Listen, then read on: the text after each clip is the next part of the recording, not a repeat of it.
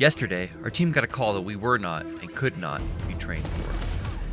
This is the Halloween event for No Plan B, a single-plan tactical game that I think isn't getting the love it deserves. If you like what you see, feel free to pick it up at my Nexus game store, or if you're not convinced, go try out the demo that I have linked in my description. I'm sure you'll love it. Now, back to the task at hand. Dispatch had gotten a call about an office under attack with multiple injuries and possibly dangerous suspects. While the local cops cordoned the area and tried to assess the situation, we pulled blueprints, set up some mock rooms, and got to work making a hasty plan to clear the building. We would only have 1 minute to clear the whole thing, so we had to make it right. Our basic strategy was to break up into 3 groups, 2 assault teams of 3 with Pears and Doreen in lead with the long guns, and an Overwatch element of Hoodle and CF to help clear the most likely place for the suspects to barricade, the back rooms. We decided to use a flash and split the lobby and reception office between the 2 teams, then use the door frame to make an opening into the next room. Flame and Gus would swing to cover the corners while the rest of the team brought up the rear. Next was the tricky part. On a call from the inside teams, Overwatch was going to slide down and prepare to take out anyone visible from the windows. On Aussie's flash, they would swing out and open fire while Pears and Aussie kicked in and hit the corners. The next door was the worst situation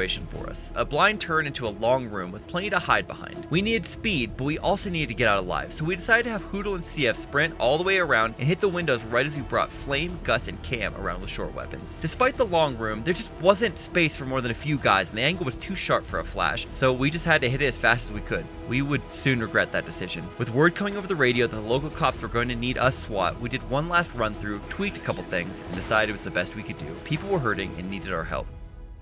When we got to the building, we found out it was some IT office, and it smelled like death. Still, we stacked up, waited for that long second where you think your heart will beat out of your chest, and then we went in. Right away, we could tell something was wrong. These people were wearing the clothes of the IT workers, but they were covered in blood, and their faces had evil red glowing eyes. Still, as the flash faded, they rushed us, hands outstretched like some zombie movie, so we dropped them. Oh god, there were body parts all over the floor, and it was like someone had ripped them apart and gnawed on their bones. It was all we could do not to throw up, but the training took over and we kept flowing with the plan. We worked through the room, trying not to slip on the floor slick with blood. Past that initial rush, these rooms in the hallway were all empty as we cleared our way down to the double door. Hoodle and CF couldn't understand what we were describing over the radio, but they got into position for the next room anyway. Then the door opened, and suddenly one of those things was right on top of Aussie. Thank God Flame was on Overwatch and took him out in the blink of an eye. After a moment to catch his breath, Aussie tossed in the bang, and the Overwatch element started blasting away as it stunned the beast. CF took one down while Pears dropped the other, and the team rushed into the room. One of them had hid behind the pillar and almost got Cam. Luckily, Pear and Flames were on the ball, and he got down a foot away from scratching Cam. The door swung open, and everyone held their breath for a second before 2 more rushed out from the final room. Aussie had it under control, though, and sprayed them down before they got more than a step inside. Finally, with Hoodle and CF ready to provide covering fire from the windows, Flame, Cam, and Gus moved into the final room of that godforsaken office. But those monsters had their own plan. The moment Flame turned the corner, 2 of them were sprinting right at him. He got his gun up as fast as he could, spraying one as Gus got the other. Flame had managed to survive the close call,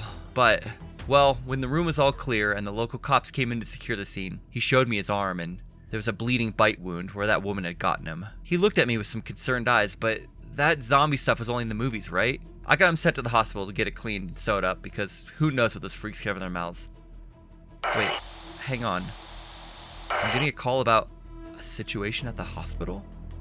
If you enjoyed this video, pick up No Plan B at my Nexus game store where you'll get a Steam key and put a couple bucks towards the cost of running the channel. There's also that free demo on Steam if you're still thinking about it. I appreciate you sticking around and watching to the end. You're a real one. And as always, thanks to my patrons who make all this happen every single video. They are the Overwatch SMG to my jump scare zombie attack. Thanks, and UselessFodder out.